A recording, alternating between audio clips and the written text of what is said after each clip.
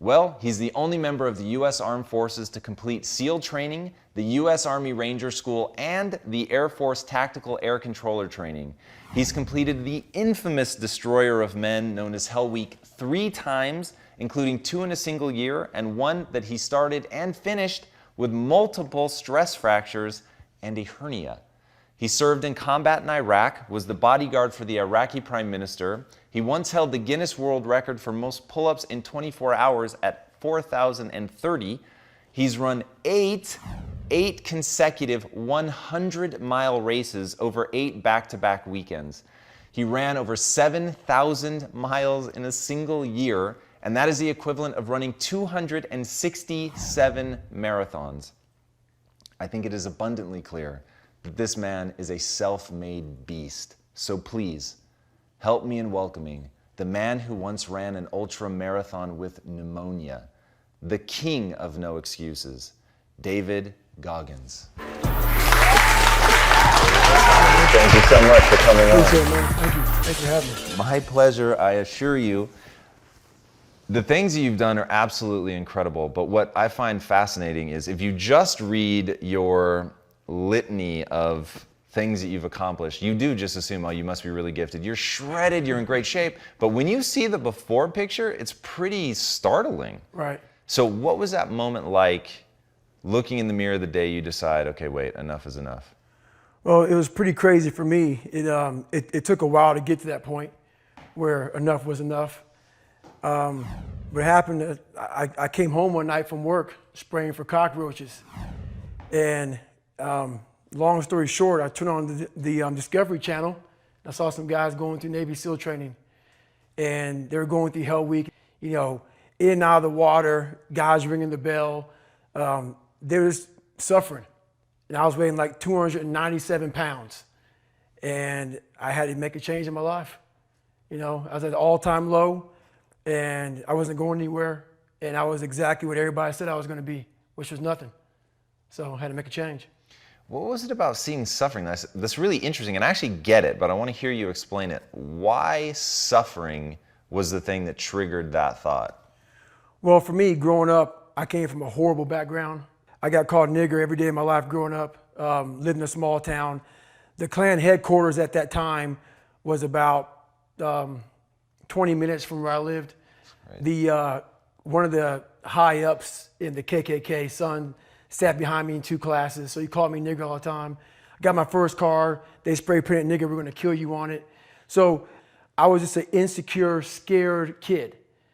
And the only way I could find myself was through putting myself through the worst thing possible. How'd you have the insight though? Like, that's so counterintuitive. Like, most people, that's precisely what they're trying to get away from. Right. So what was it in you at that moment? You're overweight, you've been bullied essentially your entire life up to that point. What makes you go, that's what I've got to do? Well, no one was helping me out. So my dad made my mom kind of irregular. So she worked 3 jobs, went to college full time, so she was never around. One time this person drew a picture of me and, you know, said, we're gonna kill you nigger on my Spanish notebook. Jesus. And I took it to my principal. And my principal said, they spelled nigger Niger. That was the best advice he can give me. So long story short, what I realized was no one was here to help me. And the feeling I had every morning, I started shaving my head when I was 16 years old. And the feeling I had every morning when I looked in the mirror was horrible. And I didn't want to feel like that anymore. And how I felt was a kid going nowhere, a kid that was scared. And most kids will accept that and look for help. But the best thing that happened to me, no one helped me. No one felt sorry for me. No one looked at me and said, like this day and age, they'll take you in and they'll tell everybody, stop picking on this person. Back then, they didn't care. The KKK marched in our 4th of July parades. They had to stay 100 yards back, but they marched in it. Wow. That's how this town was. And my mom cared about me, but my dad took our soul. And she, you know, did the best she could. I had to figure out I wasn't going to be a punk kid all my life. So the only way I could turn around was to suffer. I had to build calluses in my brain the same way I built calluses on my hands. So I broke the Guinness Book of World Records for pull-ups a long time ago, but I failed at it twice. And I did 67,000 pull-ups in trying to break this record. So to do 4,030 pull-ups, I had to do 67,000 for training for that. Wow. And so what I realized is for me to become the man I wanted to become, I saw myself as the weakest person God ever created. But I never blamed God for anything he did to me. So I wanted to change that to be the hardest man ever created. Am I that? I don't know, but you had to have a goal. Right. And my goal when I was sitting there, not going to school, being bullied, having no self-esteem, my goal was the only person that's going to turn this person around is me. And the only way I can turn it around is put myself through the worst things possible a human being can ever endure.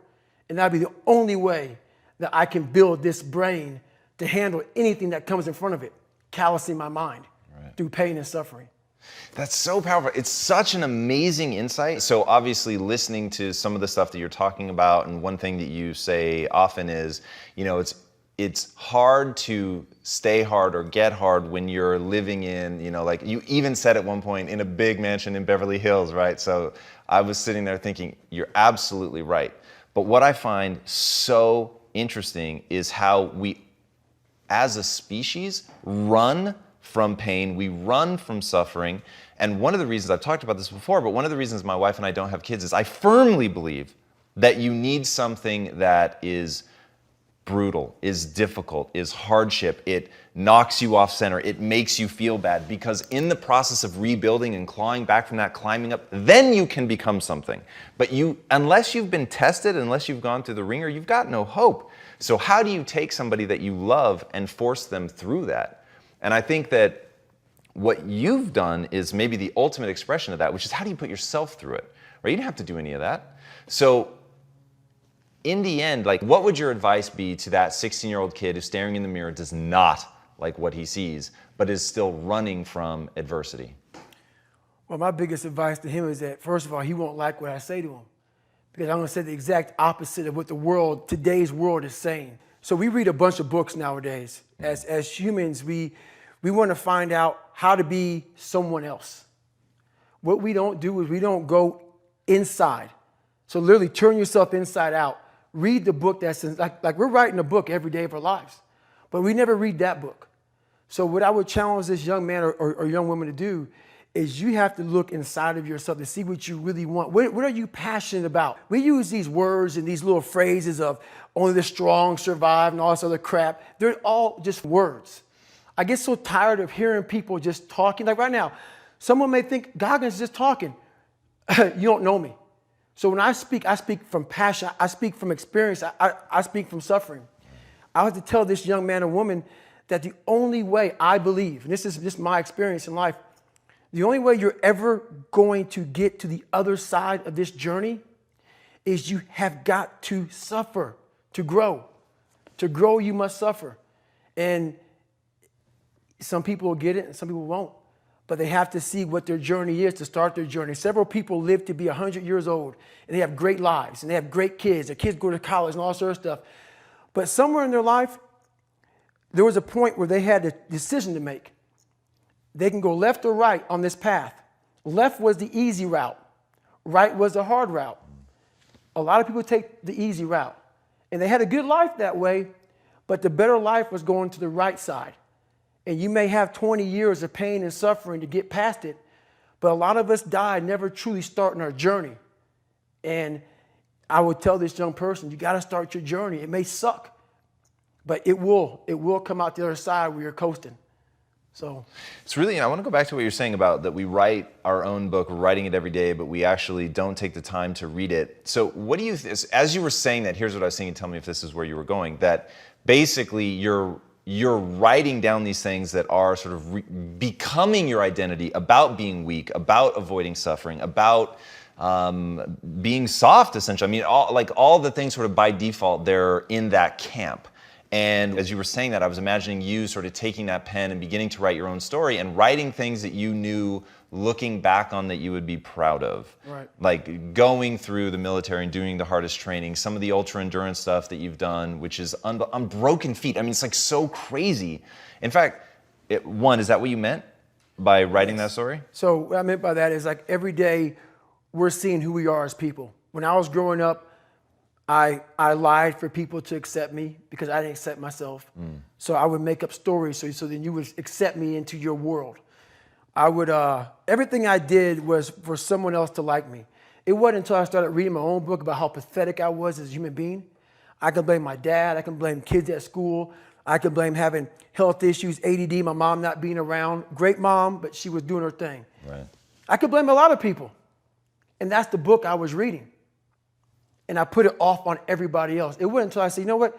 For me to fix this, I got to read what's wrong with David Goggins. Not blame anybody.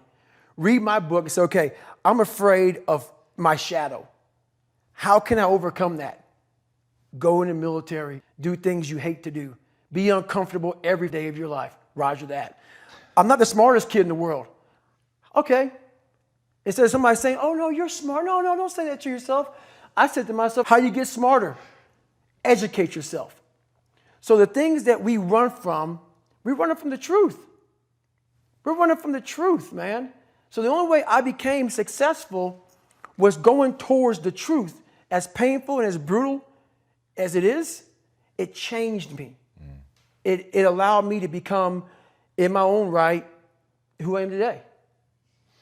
One of the most powerful things I think anybody can do, so I used to struggle with self-esteem, and my thing was I focused on being smart, and I just wasn't that smart. I focused on being right, and I was wrong a lot. And so it created this weird thing in my life where I would constantly try to put myself around people who were less and less intelligent so that I could feel good about myself. And the bad news is it's actually a really good strategy for that. Right. Being around people that were less intelligent than me really did make me feel good. Like I felt good about myself. But I literally referred to myself at the time as the king of remedial jobs because those were the only jobs that I could really shine at. Right. And it wasn't until I realized I can actually change what I build my self-esteem around. And I can start building my self-esteem around, instead of being right or being smart, being a learner and being willing to admit when I'm wrong. And so the thing that I began to build my self-esteem around was being willing and able to stare at my inadequacies. Right? What you said, like I fully understand like how this interview is going to be. I mean, you warned me ahead of time. This interview is going to be bifurcating. People are going to love it and some people are going to hate it. But dude, I so believe in the notion of looking at yourself and if you are pathetic, owning it, right? And saying, because my thing is you can change it, right? Which you have proven in no uncertain terms. That's it. But if you don't admit it, you're never going to be on the path to changing it. Exactly. Walk us through, because this is one of those crazy stories. I can't imagine how you pulled this off. Your first ultra marathon, which you got into like really fast, and why you did it, because I think that's incredible. The first ultra marathon wasn't smart at all. So basically what happened was I was at military free fall school with Morgan Luttrell. Marcus Luttrell, if you guys don't know, was the lone survivor, the guy. He was in a bad op went bad. He was the only Navy SEAL that lived. Long story short, you got to get the book, read Lone Survivor, great story. Morgan is Marcus Luttrell's twin brother, and I was there with Marcus. So what happened was myself and Morgan were in free fall school. At the same exact time, Marcus was in the worst incident in SEAL history. So I knew that Marcus might be dead. He wasn't dead, everybody else was dead. So I actually brought Morgan, I actually told Morgan, hey man, your brother was in a bad incident. I don't know if he's alive, I don't know what's going on. Long story short, Marcus is alive, and I go on to want to raise money for families. All these guys died. They all had kids. I want to raise money for the Special Operations Warrior Foundation. It's a foundation where 100% tuition goes to these kids to go to college, full tuition, whatever. So I found this great foundation. I'm going to raise money for it. So I said, you know what? I have to Google something that's evil, something very hard. I knew nothing about ultra marathons. I hadn't even run a marathon. I knew nothing about this world. So I Googled the top 10 hardest races in the world. And what comes up is a Badwater 135. It's a 135-mile race through Death Valley in the summertime. I thought it was a stage race. I thought it was a race where you run like 20 miles, set up camp, barbecue outside, and then go run some more the next day. So I called the race director up at the race and said, hey, Chris, his name is Chris Kosman, I want to do your race. So we had a long conversation. I was much heavier then, and I hadn't put running shoes on in over a year. How heavy are you at this point? I'm around between 240 to 270. Whoa. I'm in there. I'm in that range. My weight has varied a lot through the SEAL teams and out of the SEAL teams. So I was a heavy guy. But the long and short of it all was I hadn't put running shoes on in over a year. I was a big time power lifter. I lifted weights heavy. That's what I did. Right. I got back home from Iraq, went straight to free fall school, and then this happened. So I called Chris Kostman up on a Wednesday. He says, look, man, the only way you can qualify for my race is to run 100 miles at one time in 24 hours or less. There happened to be a race that Saturday, so 4 days later. And he said, if you qualify by running 100 miles or less in 24 hours, I will consider you my race. I'm gonna cut to the chase. I signed up for this race. It's called the San Diego One Day, where you run around a 1 mile track for 24 hours to see how many miles you can get. My goal was 100 miles. So I got to mile 70, and I cleared 70 miles in like 12, 13 hours pretty quickly. But I was done. My feet were broken. I was stretch fractures, shin splints, muscles were tearing. I was in bad shape. I was eating Ritz crackers and drinking Miloplex. That's all I had. No water, didn't know what the hell I was doing out there. Had on some tube socks. It was just ridiculous. It was a clown show. So I sat down at mile 70, and at this time I was married. And I look at my wife and I was like, I'm messed up bad. So I literally start to turn white.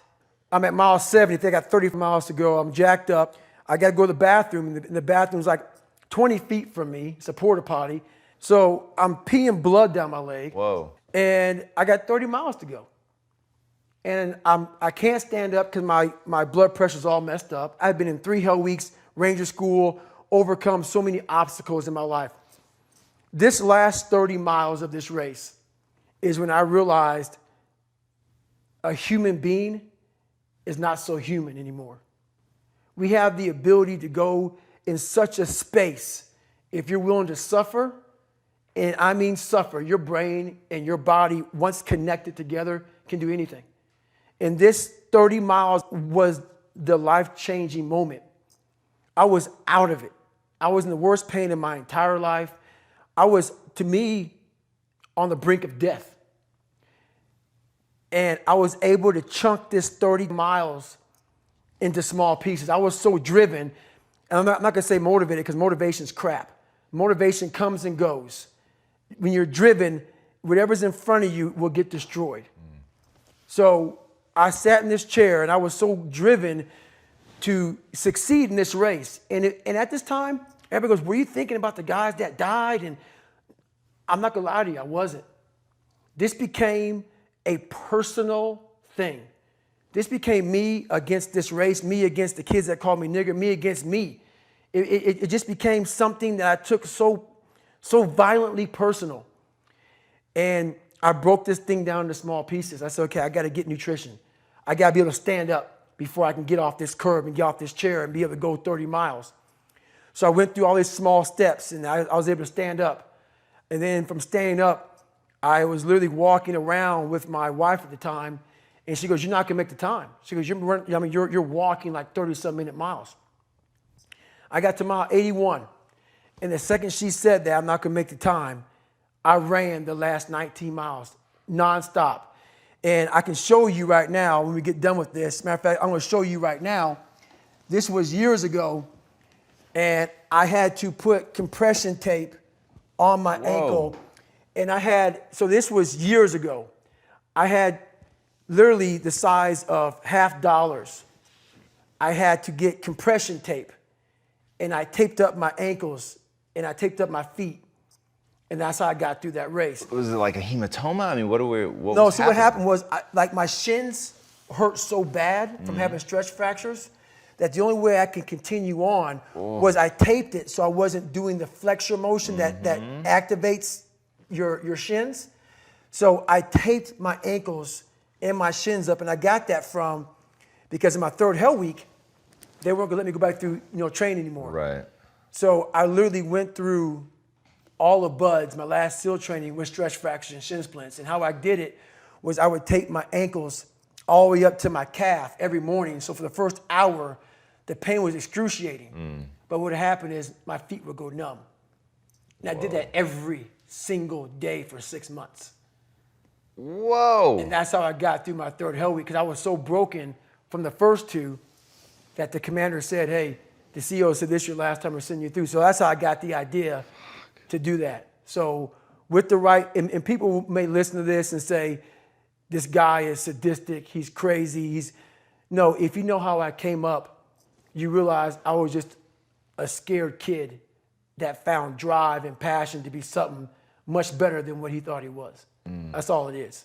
God, I'm gonna ask the question. I don't know if you have a good answer for this. I don't know if there is a good answer for this, but even I wanna know, how do you find and cultivate that drive? Like, there is a kid right now watching this, man, and they feel like you felt. They feel lost, alone, broken, stupid, lazy, like they're never going to amount to anything. And what you're talking about is the closest thing to a superpower that this kid has ever heard. And right now he is on the edge of his seat. How does he like force himself to take that first step?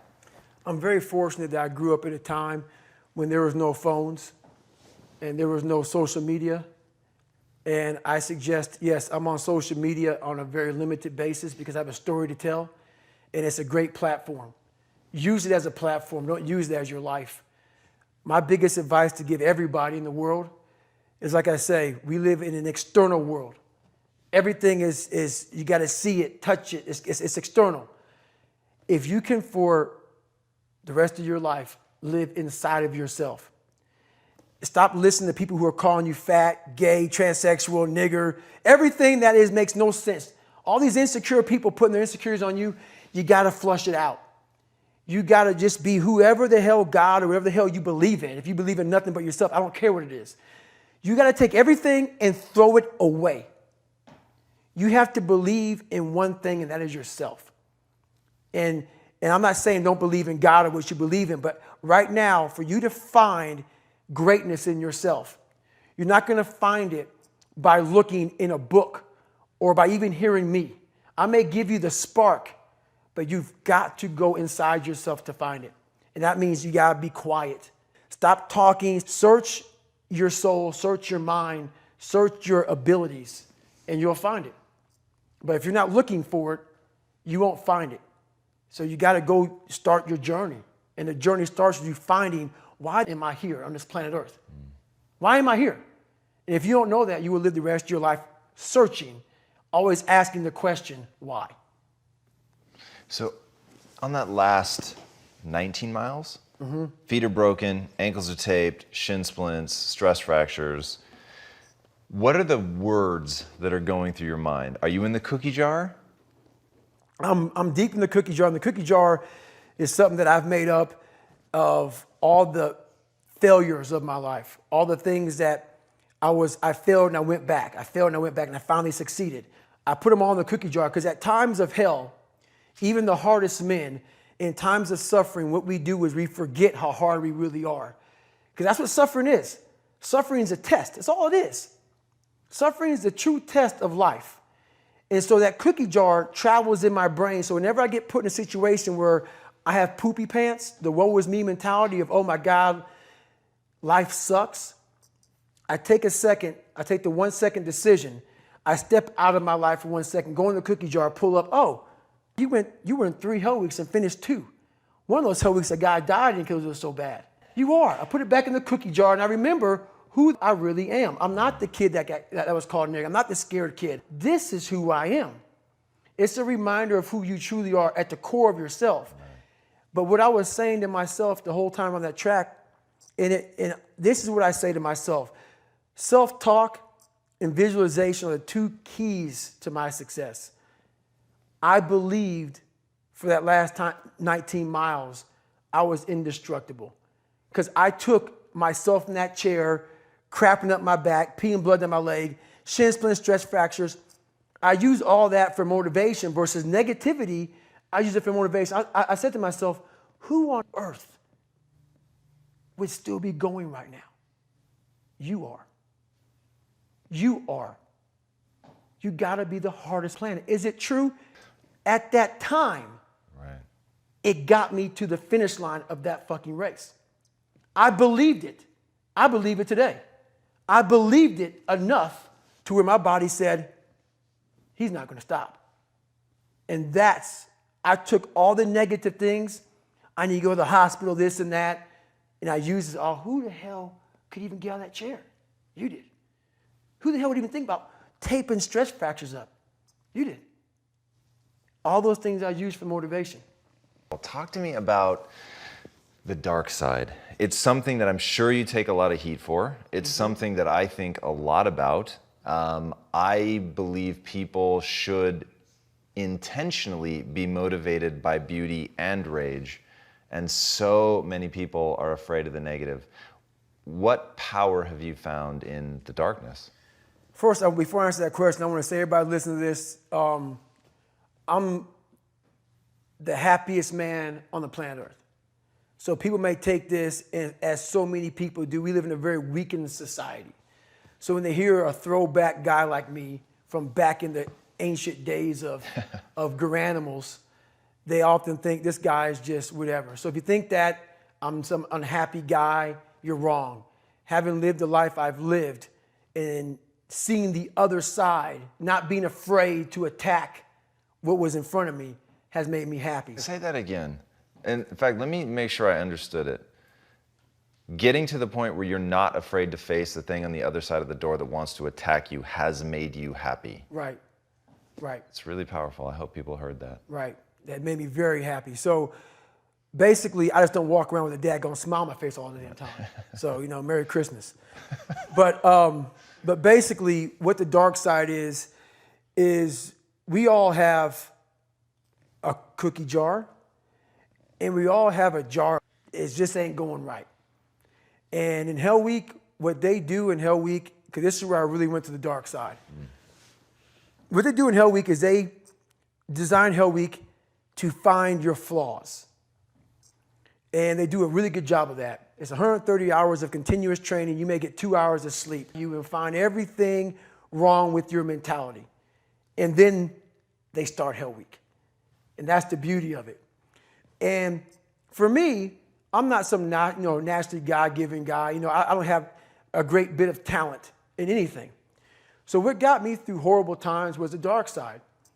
My name is David Goggins. I created Goggins. Goggins is the guy that can take anything you put in front of him. You want to break my legs? So be it. I have a way of going to a place like I did in that race where all the pain and suffering that they put on top of me in Hell Week, I will reverse that pain and suffering, and I will take your soul. So every instructor that put me through BUD/S, my job, what drove me, was I wanted you to go home that night I wanted you to feel worse than I did, and you were going home to a nice warm bed with your wife or your kids and a nice meal, and I was still out there in the grip, suffering for another 100 hours. I wanted you to think about me knowing that I'm comfortable being very uncomfortable. And I want you to think about when you went Hell Week, how uncomfortable you were and how bad you wanted to quit, knowing I'm not thinking that way. So the dark side is something that I've designed.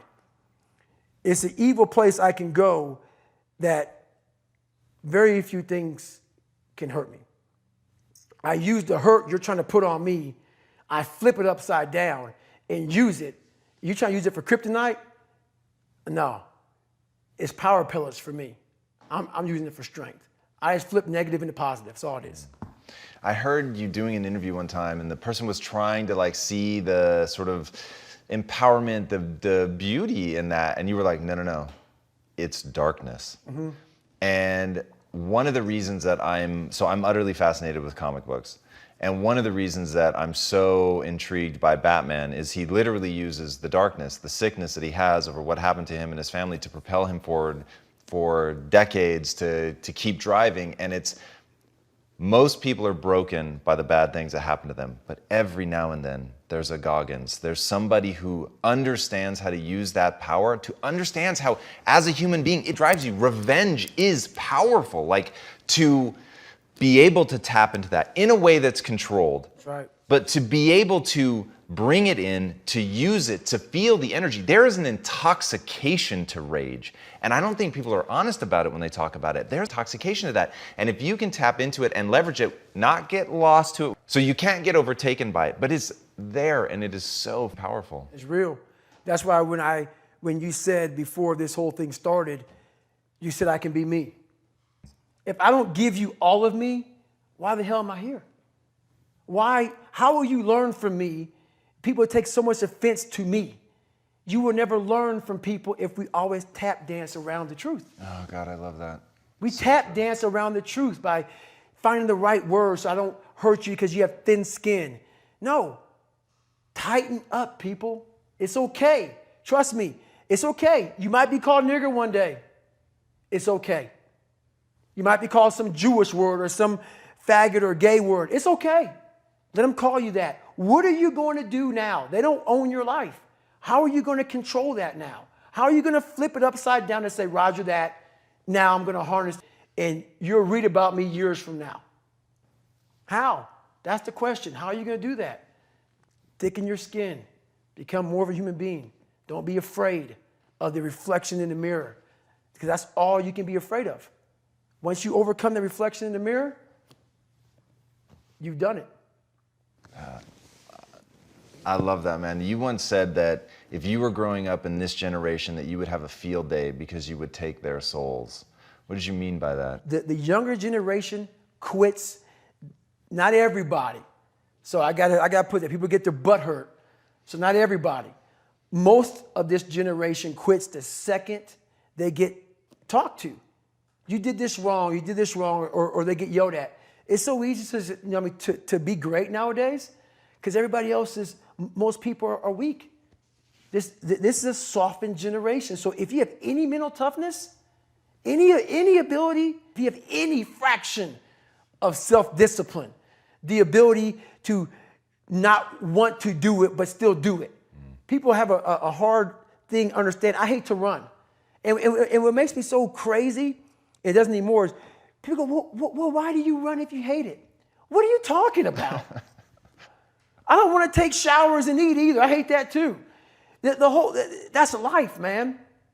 It wasn't until I changed that mentality that I became somebody. I hated going to school. So guess what? I was dumb. That's what 1 + 1 is 2. But if you can get through to doing things that you hate to do, on the other side is greatness. That's what people don't understand. By me running, I am callous in my mind. I'm not training for a race.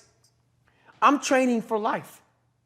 I'm training for the time when I get that 2 o'clock in the morning call that my mom is dead or something happens tragic in life. I don't fall apart. I'm training my mind and my body and my spirit so it's all one, so I can handle what life is going to throw at me. Because the life I've lived, it throws a whole bunch at you. And if you're not physically and mentally prepared for that, you're just going to crumble and you're good for nobody. Talk to me about what it takes to be on one side of a door in Iraq or anywhere, knowing on the other side of the door, people who are not afraid of you, they're ready for you to come in and they have guns and you still have to breach that door. That's a great question. That's a very scary situation when you are on one side of the door and your mind is racing, because on the other side of that door, it could be no one. It could be 4 guys with 4 AK-47s. That door you're about to open could be booby-trapped. So once you open it, boom, your legs are gone. So there's 1,000 things you think about when you're the first guy, second guy, third guy, getting ready to go in a room and flood it. And that's why I talk about the warrior mentality. And that's why so many people are lost when I start talking.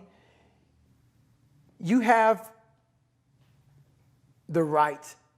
You're lucky that you don't have to think like warriors think. You're very privileged. I chose this world to be a warrior, and I would choose it again if I came back to this world. But the mentality of a warrior is very different than normal mentality. You must be that person on that door, get ready to open it, thinking to yourself, if I die, so be it. The only way you can go in that door is knowing there's a great chance you're going to die. Like being a SEAL, you train with live ammo. You jump out of an airplane. Everything you do, you could die. So to be a warrior, why people don't understand me, I'm glad you don't understand me. Merry Christmas, good on you. Because being a warrior takes a whole different mindset. A whole different mindset to know that there's a great chance I may not be in the military. Like I was in for 21 years. I'm lucky. I'm very lucky that I'm alive, able to talk to you, able to still run. But when you sign up on that dotted line to be like a SEAL, your mentality changes. I may not live. You got to accept that. And that's the mentality you have. And that's what makes you a warrior. If you're scared to die, you're a bad warrior. And so what do you use to push through? Is that a Goggins moment? Is that finding the darkness? I'm going through hell, I'll become the devil if I have to? Like what is that moment? What are you pulling up inside? I'm pulling up a lot of the dark side of me, but I'm also looking at the guys to my left and to my right, realizing that we're here together, man. And I have to be strong for them, and they got to be strong for me. A lot of people, either you like me or you don't, even in the SEAL teams, but when you get to that door or you get on that mission or you get on that op, all that's out the door, man. You know, you do it honestly. I mean, people say all the time in these movies and you really out there fighting for that guy beside you. And you can't be a coward. Because you know what? And this is how I look at everything I do now in life, and this sums it up.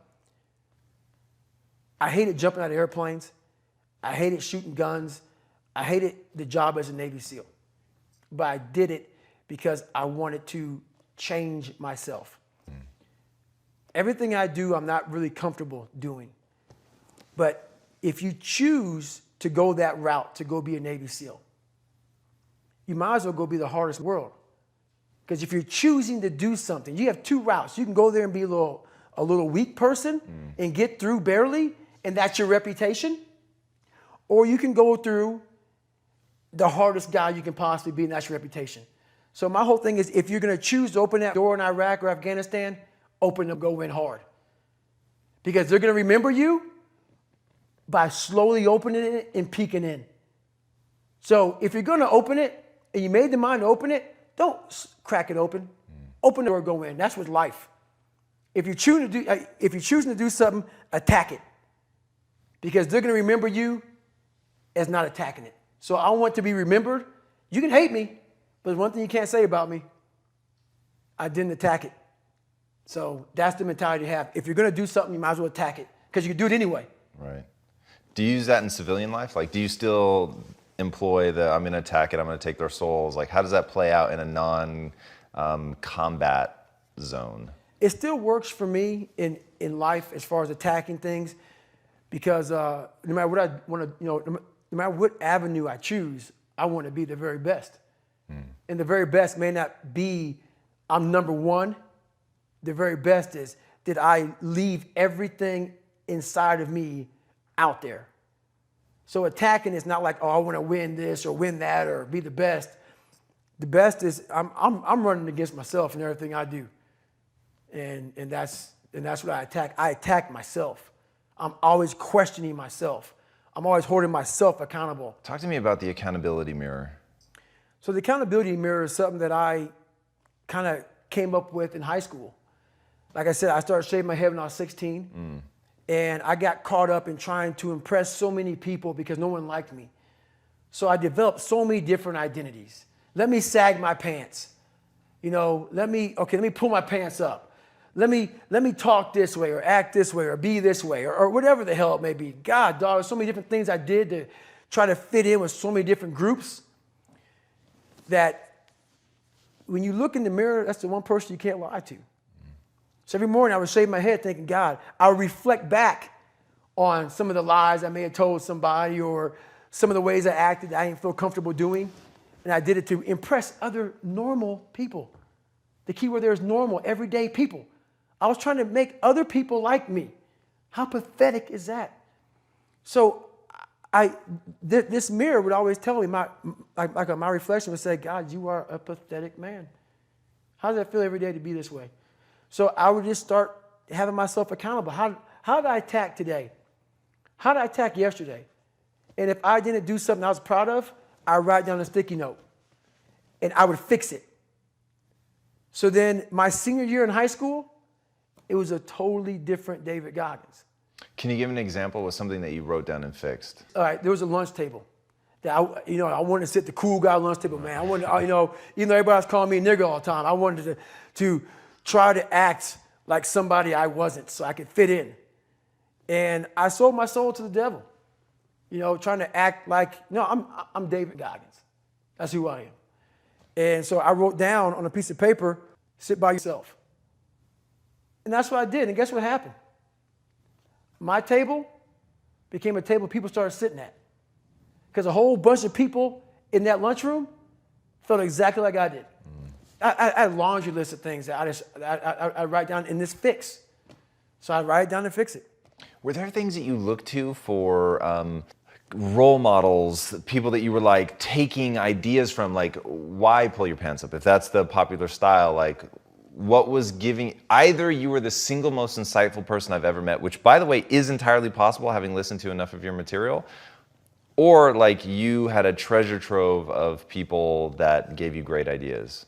Even if they were like fictional or movie or, athletes or whatever, but. It was funny, man. One movie I watched all the time was Rocky. Great choice. Rocky 1. And I related to Rocky a lot because of one of the smart guy, just tried real hard. And the one scene that I related a lot of my life to, still to this day, was Rocky 1, round 14. And this is where I got taken souls from. If you look at round 14 of Rocky 1, Apollo is beating the out of Rocky. Rocky falls down in this corner. Mickey's saying, stay down, stay down. Rocky didn't hear a soul. Apollo, after he knocked him down, turns around, hands in the air, like I finally knocked down this animal. Right. Apollo doesn't know it, but Rocky's getting up. Apollo turns around the second Rocky gets up. And Apollo looks at Rocky, and Apollo looks at him with a look of like Rocky just took his soul. Apollo shakes his head, and Rocky has his gloves and emotions towards Apollo. Come on, I'm still here. And this song comes on that I played. So when I brought the Guinness Book of World Records, it took me 17 hours to do 4,030 pull-ups. I listened to one song for 17 hours. 2 minutes and 17 seconds. Dun, dun, dun, dun, dun, dun. I listened to that song for 17 hours, wow, nonstop, on repeat. So the image in my mind of a man was not one that had earrings, sagged his pants. I had this image in my head, and I was going to fulfill that. And I didn't do any trends. I stopped trending. I stopped being this guy who whatever was new, that's not what I believe in. I'm doing this. This is what I want to be. This is what I'm going to be. So. It's incredible. How do you experience beauty and joy in your life? What situations do you put yourself in? What makes you laugh? What's the fun stuff for you? It's funny you say that. I just retired from the military in November 2015. And I was going and going and going and going. And I never really, I was a happy guy, but I'm never in the moment of like sitting back and I want to travel here to have fun or do this or do that. I've never been that person. But the first time I really got a chance to experience true happiness and true peace was so what I did to myself to become who I am today, it takes a great toll on your body. So I believe God gave me time to rest, and he took me out of commission. Not even the mind of Goggins could get me back up. So I had about a good 6-7 months where I was out. And when I was out, I had time to reflect on all I had accomplished. And that was the first time in my life where I sat back and said, wow. Because only I may be telling you some of the story. I know the exact truth of how brutal my life was and how I shouldn't be on this show today and how the mind and how beautiful it is. So what brings me joy and happiness is knowing how beautiful the mind is And I'm one of the few people that didn't read about it, didn't experience it through some drug. I got to experience the beauty of true willpower. True, I'm gonna fail and I will succeed. Just me talking about that gives me a feeling I know what I did. And I don't need to travel somewhere or to have this or have that. I have it all here in my mind. The beauty is remembering this young, dumb, what people call nigger, is now where I'm at today. And that is, when you finally get to that point for me, it's for everlasting peace. I could die right now on this show, and I'll be happy, man. So that's my happiness, is my reflection on the suffering of my journey, knowing I never quit, nor was I guided by anybody on this earth. I was guided by something much more powerful, and I listened. And I chose the path of most resistance. Talent not required. I love that. You've said that you live the life of a monk. Mm-hmm. What does that mean? What does that look like? Why do you do that? So I stretch out every day for at least 2 hours. I don't drink. I don't go out. My regimen is I wake up, have oatmeal, run, come back, hit the weights. I'm a big sports guy. I don't leave the house if at all, but do stuff like this. And I stretch out at nighttime. I find people that I trust, which is a very small group of people who are honest and true to me, people who will die for me, and I'll die for them, which is a small. Sure. And everybody else, man, do you. And I stay to myself. And I let you do you. I don't judge people. I don't criticize you. You want to be a douchebag and be an ass and not love this country, do whatever you want to do? I don't care, man. I fought for this country for you to do you. And I am all about you doing you because I'm going to do me. And I'm going to do me until I'm dead. And I believe I earned the right. A lot of people haven't earned the right. Just because you live in this country, I mean, you earned the right. You gotta live a little bit. Live. And then have something to say or shut up, So if you had, this may be impossible to answer, but if you had that same kid from earlier, he wants to take that first step, you want him to go experience some life, what one specific thing would you tell him to go do? I'd first ask the kid, who are you? At the core of your soul. And if he can't answer that question, our conversation's over. Because I can't say it to him. Right. If you don't know who you are, I can't tell you who you are. What's the next phase of your life look like? You can't imagine how intrigued I am to watch you over the next 5 to 10 years. Well, honestly, I'm blessed enough to have survived the life I lived and to come out the other side with a bunch of knowledge. So hopefully I can help people that believe that they're much less than what they truly are. Help them find greatness in themselves. And greatness isn't running 200 miles at a time or doing 4,000 pull-ups or being a SEAL. Greatness is whatever the hell you dreamed of in your own mind. You got to first see it. You got to first create this vision in your mind. And then that's when I come into play. Once you create this vision in your mind, it's how am I going to get there now? And that's when I come into play. But first you got to create your own vision. And then it's not external. It's the vision created is inside of you. So until you create that, I'm nobody to you. Are you writing a book? I'm slowly writing a book right now. It's taking me 4 or 5 years because I have so many things to talk about. It's going to be probably several books.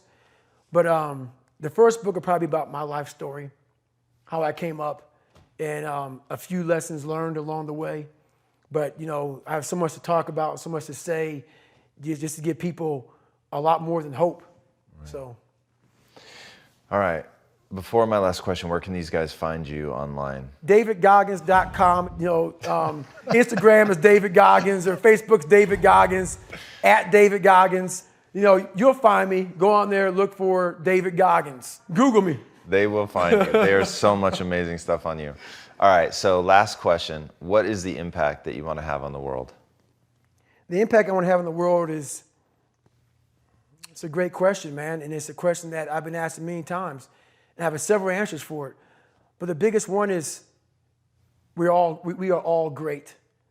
No matter if you think you're dumb, no matter if you think you're fat, no matter if you are fat, no matter if you've been bullied, or no matter if you just got back from Iraq or Afghanistan and you have no legs or your arms or whatever, man.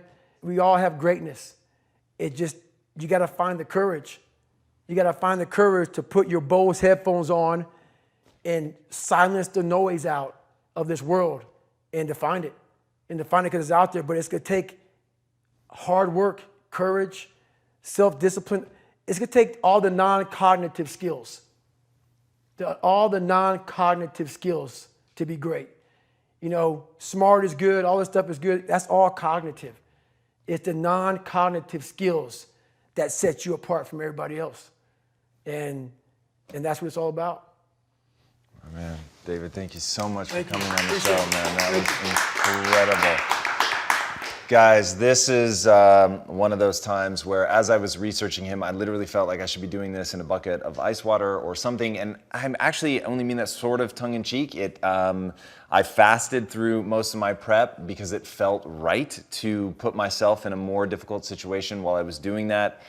It really makes me want to find more ways to go through hardship. And that's one of the things I really hope you guys take away from him is how you can totally create yourself. And I experienced him in reverse. So I saw all of the amazing things that he had done, all of the races that he had won, going through Hell Week 3 times, the succeeding in 3 different branches of the military, nobody ever doing that before, the pull-up record, all of it, and then found out that he had struggled through everything. And you realize how insidiously and how quietly the idea that somebody is just better than you, they're more genetically gifted than you, slips into your mind as a way of letting you off the hook. Not as a way of making them more extraordinary, but you make them extraordinary as a way of letting you off the hook. And so hearing all the things that he had to go through, and one thing that didn't even come up in the show, he did most of the amazing endurance stuff before he had his heart fixed. So his heart was literally existing at 60% capacity. He still did all of that.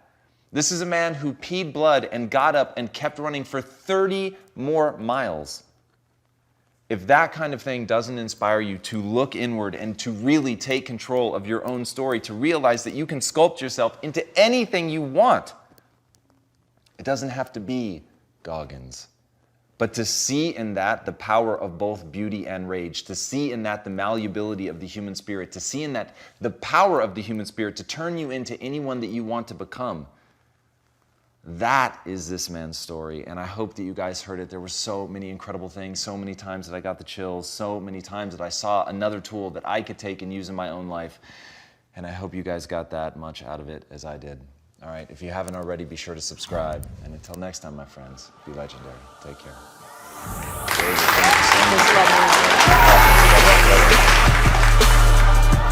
Hey everybody, thanks so much for joining us for another episode of Impact Theory. If this content is adding value to your life, our one ask is that you go to iTunes and Stitcher and rate and review. Not only does that help us build this community, which at the end of the day is all we care about, but it also helps us get even more amazing guests on here to share their knowledge with all of us. Thank you guys so much for being a part of this community. And until next time, be legendary, my friends.